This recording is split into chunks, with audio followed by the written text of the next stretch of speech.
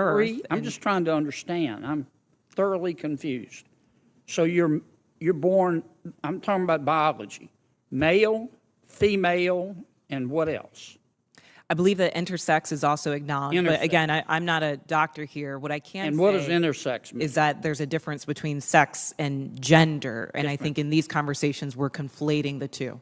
Well, but I want to start with sex, okay? There's male, there's female. When a baby's born, before the baby has had time to even have a sense of self, there's male, female, and intersex. There's a third sex. I believe that is true, but I would defer to Dr. Lopez as I'm not a physician. Okay. Before we dive in, make sure you hit that like button, subscribe to the channel, and share this video with your friends, because the truth is under attack in America, and it's up to us patriots to keep it alive.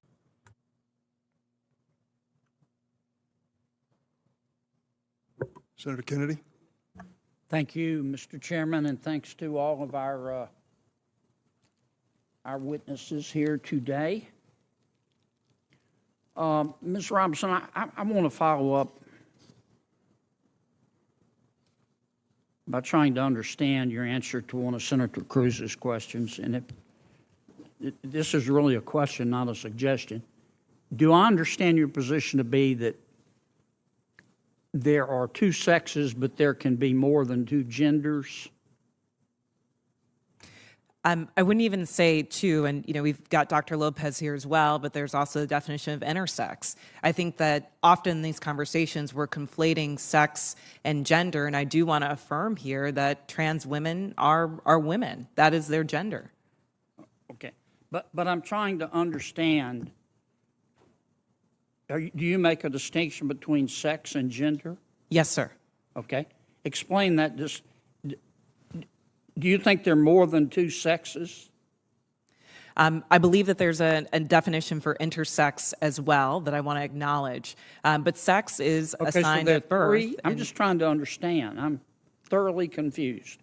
So you're born, I'm talking about biology, male, female, and what else? I believe that intersex is also acknowledged. But again, I'm not a doctor here. What I can And say what does intersex mean? is that there's a difference between sex and gender. And I think in these conversations, we're conflating the two.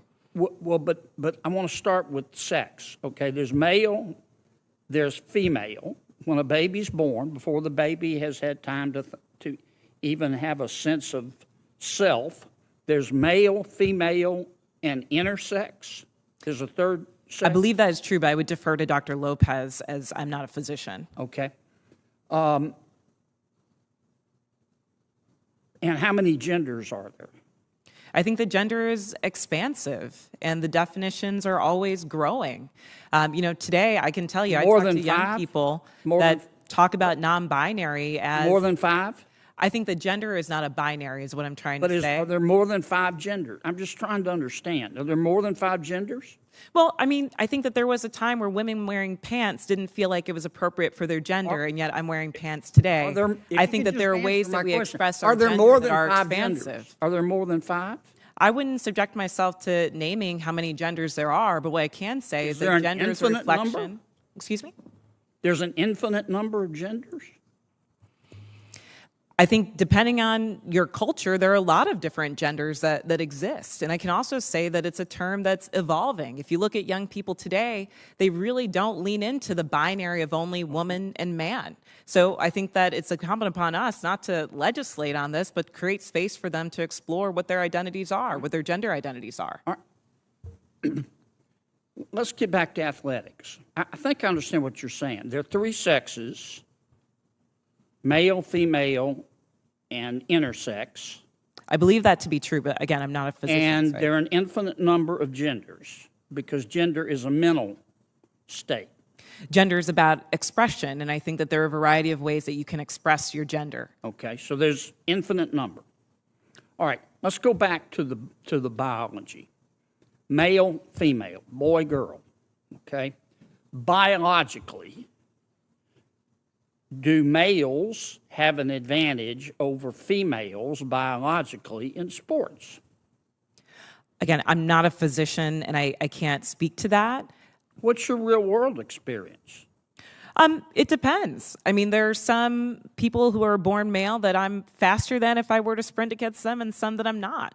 Some males that are taller than some women, and some that are You don't shorter. believe that a biological male has a physical advantage in sports over a biological female? Not as a definitive statement. Give me an example. Well, no, I don't think. How many female members of the NBA do you see? Well, I can say that, there's been this news article about men that think that they could beat Serena Williams in tennis, right? That they think that they could actually score a point on her. And it's just not the case. She is stronger than that. What's your experience, Ben? Male, female? Both Serena and Venus lost to the 203rd ranked male tennis player, which they're phenoms for women. My experience, my husband, he swam at University of Kentucky as well.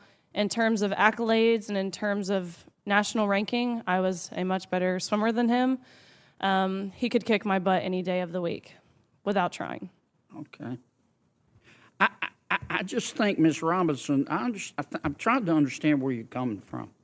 I think you lose a lot of credibility when you don't concede that a biological male has physical advantages over a biological female.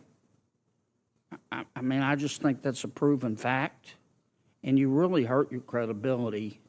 I understand you want the world to be a better place. I do too, and I don't think people ought to be discriminated against because of an immutable characteristic. I don't. And I think that I think everybody ought to be free to be themselves.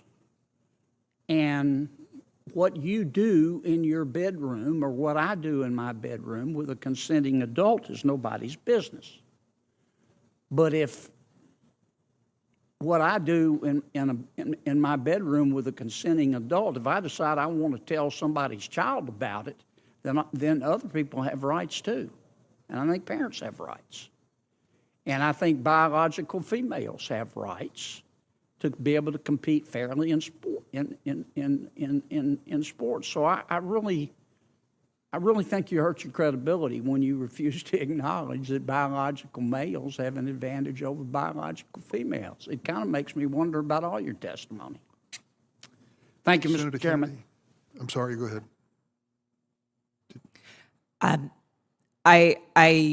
What I'm trying to say is that there is not a definitive advantage in all cases.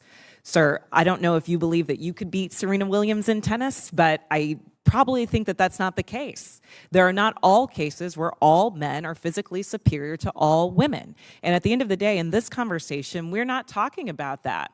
We're talking about trans women who are, in fact, women, who deserve to play in a gender that matches their sports, who deserve all the benefits that Ms. Gaines is talking about. And as a cisgender black woman, I can say definitively that my womanhood is not threatened by a transgender person asserting hers as well. Senator Hirono. Thank you, Mr. Chairman. I thank all of the persons who are testifying today. For Ms. Robinson, do you know what Now, let's talk about what just went down in the Senate. Senator John Kennedy once again showed why he's one of the sharpest, most honest voices left in Washington. During a recent hearing, he questioned a witness named Ms. Robinson about a topic that has somehow become controversial in 2025, whether there are two sexes and whether biological males have a physical advantage over biological females. You'd think this would be a simple conversation, male and female, basic biology. But what unfolded was a masterclass in how far the woke left has drifted from reality. Kennedy asked her directly, "Are there two sexes?" She couldn't say yes. Instead, she talked about intersex and infinite genders, saying gender is fluid, cultural, and ever-evolving. Infinite genders. Just think about that for a second. We've gone from 2 to infinity, because apparently feelings now override science. Kennedy, trying to get a straight answer, pressed her again. He asked if biological males have an advantage over biological females in sports. She dodged again, saying she's not a doctor and that ability varies from person to person. And that's when Kennedy brought the hammer down. He reminded her that Serena and Venus Williams, two of the best female athletes in the world, both lost to a man ranked 203rd in tennis. That's not sexism. That's biology. But Ms. Robinson refused to concede even that basic truth. She kept insisting there's no definitive advantage and that trans women should be allowed to compete against biological females. She even said that cisgender women shouldn't feel threatened by trans women competing in their categories. Folks, that right there shows the complete breakdown of logic that's happening in our institutions. Let's be real here. No one on the right is saying people shouldn't live how they want or that they should be discriminated against. What we're saying is that you don't get to redefine truth to fit your ideology. Biology is not a belief system. It's reality. When a biological male competes in female sports, that's not inclusion. That's unfair competition. And it's women who lose every single time. Senator Kennedy was right to call it out. When witnesses like Ms. Robinson refuse to acknowledge something as basic as biological advantage, they lose credibility. They lose trust. And they expose just how deep this ideological rot has gone in Washington. These people aren't defending equality. They're defending delusion. And this is exactly what's wrong with the modern left. They've abandoned science for slogans. They've turned gender into an identity buffet. Pick whatever feels right today and expect the rest of society to bend the knee. They tell us men can become women, that pronouns define truth, and that kids should be taught this confusion in school before they can even spell the word biology. This isn't compassion, it's chaos. It's erasing the differences that make men and women unique. And it's destroying fairness in sports, privacy in locker rooms, and the very foundation of how we understand reality. We've reached a point where a sitting U.S. senator has to debate the definition of male and female in a congressional hearing. And people wonder why America feels like it's losing its mind. This isn't progress, it's ideological madness. But here's the thing. Patriots like you and me, we see through it. We believe in truth. We believe in fairness. We believe in protecting women's sports, in defending parental rights, and in standing up to a government that's trying to legislate fantasy. Senator Kennedy stood his ground, and we need more like him.